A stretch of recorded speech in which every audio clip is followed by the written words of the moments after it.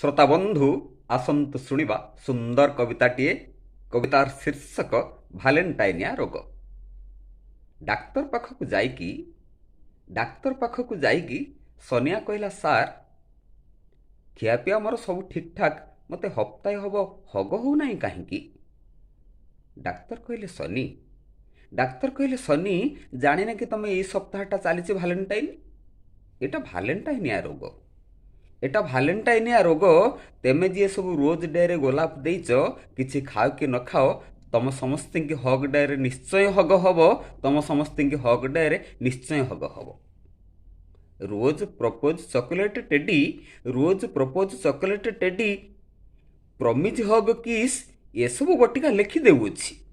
एसबू बटिका लिखि देउछि। मन करी सब खाइब निश्चय, जम्मारु केबे भी गोटे करिवनी मिस। जेबे फेब्रुआरी 14 हेब ये भालेंटाइनिया सिरपरु तेमे दिठिप लेखाएं 3 पान खाईदब, शीघ्र आरोग्य हेब। हेले मने रखिथिब सनी 14 तारीख परे परे आउ एई औषधटा जम्मारु काम दबनी। तेमे ठुल करथिब मनी। मते तो नागुची सर्जरी तुमर दरकार पड़िबो। ए रोग जमारू साधारण नुहे। बड़ सांघातिक ए रोग